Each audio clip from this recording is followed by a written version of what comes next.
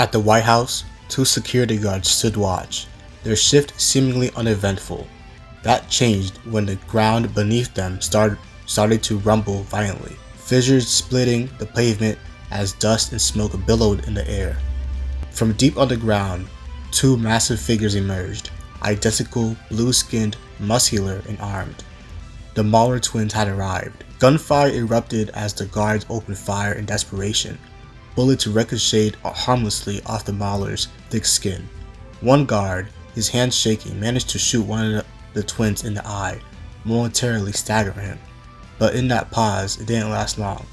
The wounded Mauler advanced with rage in an expression, ready to kill. Before the attack could land, help arrived. The Guardians of the Globe descended from the sky, quickly surveying the chaos. They began securing the area, instructing civilians to flee while preparing for battle. One of the twins hurled a screaming woman through the air. Darkwing caught her mid-fall, grappling onto a nearby structure. Just as they hit the ground, one of the twins flung a tank in their direction. With no time to escape, Darkwing used his tech to shield the woman. The tank crashed down with brutal force. It seemed like he was done for. But then, a figure intervened, Kakarot, now a public hero known as Soul Stride.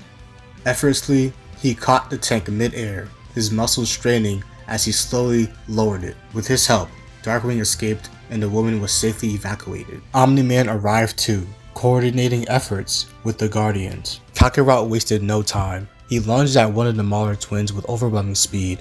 His punches shattered sound barriers, and the sheer force of his attacks left craters in the ground beneath them.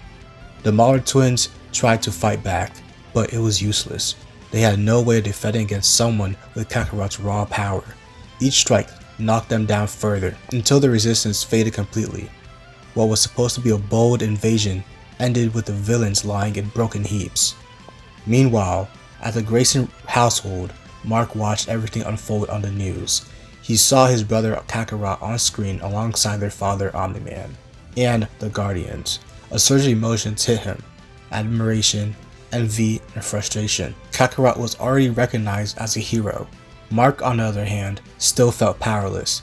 He was proud of his brother, but that pride came with a sting. Later, Kakarot and Nolan returned home. Their arrival was met with warmth, but Debbie informed them that she and Nolan were headed to Berlin for a quick trip. Mark overheard the news and tried to hide the jealousy creeping in. With nothing else to do, Kakarot and Mark prepared for school. The two brothers stepped outside. As they walked, they looked into the sky. Their father soared overhead with their mother in their arms, fading into the clouds. It was a moment that reminded Mark of the growing gap between himself and the rest of his family. The school day began like any other. Mark and Kakarot Grayson made their way through the crowded hallways, walking beside their friend William. Students passed by every direction, some rushing to class, others loitering near her lockers, and as they turned the corner, a commotion caught their attention. Ahead of them, a large student named Todd was hassling a girl, ignoring her protest and grabbing her arm when she tried to walk away. His voice rose above the noise in the hall as he insisted, refusing to let go. The scene drew glances, but no one stepped in. That was until Mark began to move forward. Mark's frustration boiled over. Todd was much larger than him, stronger and aggressive, but Mark couldn't just stand there and do nothing. Just as he was about to intervene, Kakarot stepped forward and gently held him back. Calm and composed, Kakarot moved to face Todd himself. With a confident posture, Kakarot stood between Todd and the girl, his tone measured but firm. Todd, annoyed but full of ego, lashed out. He threw a punch directly at Kakarot's chest, only for his knuckles to collide with what felt like solid iron. The impact shattered several of his bones in Todd's hand instantly. He stumbled back, screaming in pain, clutching his broken fingers. All eyes turned. Students nearby stopped what they were doing, their attention fixed on the confrontation. Todd, red with embarrassment and anger, muttered an insult and stormed off, disappearing into the crowd. The hallway remained silent for a moment longer before murmurs of disbelief echoed through the crowd. William, stunned, made a quick comment about Kakarot's durability, half in awe and half in confusion. Later, that evening, Mark worked a shift at his part-time job. Out back, he carried a trash bag to the dumpster, struggling slightly with the weight. As he grabbed the second one, something changed. This time, he effortlessly hurled it farther than he expected, watching in shock as it flew into the air and out of view. His powers had finally awakened. When Mark returned home, he was greeted by the smell of dinner and the warmth of a typical evening. Sitting down, he shared that something unusual had happened during his day. Kakarot listened intently, always the supportive older brother figure. Not long after, Nolan returned from his own mission, this time in Hong Kong, dealing with a rampaging dragon. He took his place in the table, tired but attentive. Mark explained what happened at work and how he threw a trash bag like it was nothing. It was his first real sign that his Viltrumite side had finally awakened. Nolan remained silent at first, his expression unreadable, until Debbie nudged him beneath the table. Then, with a nod, he congratulated his son and told him that training would begin the next day. Kakarot beamed with pride. For him, it was a long-awaited moment. Finally, his brother could fight alongside him. The next morning they began. Nolan led this training session, putting Mark through the basics. Kakarot observed from the sidelines, his arms crossed as he watched Mark struggle and improve in real time. At first, things went well. Mark picked up on his flight, balance, and strength quickly, but this training session took a turn when Nolan delivered a punch far harder than intended. Mark clutched his stomach and groaned in pain. Kakarot remained still, not interfering. He trusted Nolan's methods, even if they were rough. Still, he made a mental note to talk to Mark and checked on him later. Being a hero wasn't easy, and learning to fight came with pain. The next day at school, Mark and William chatted as they passed through the building, until once again, Todd made an appearance. Still bitter from the previous day, Todd shoved Mark up against the locker, pressing his forearm into his chest and sneering down at him. He taunted Mark, asking where his spiky-haired freak of a friend was. Mark didn't flinch. Instead, he calmly gave Todd a challenge. Hit him as hard as he could. Todd, confused but without hesitation, threw a punch. His fist connected with Mark's face, but Mark didn't budge. Not a single wince. Todd stumbled back, stunned. The hallway quieted again. Todd's expression twisted with fear and confusion. He called Mark a freak, just like he did to Kakarot, and backed away, retreating before anyone else could see him falter again. Later on, he decides to release some stress. Frustrated and eager to prove himself, Mark threw himself into a chaotic fight with Titan, the rock-like criminal who had been making waves in the city. The battle was chaotic. Mark gave it his all, fists flying, blood pumping, but he was unrefined, emotional, and reckless. His punches lacked control. His strategy was non-existent.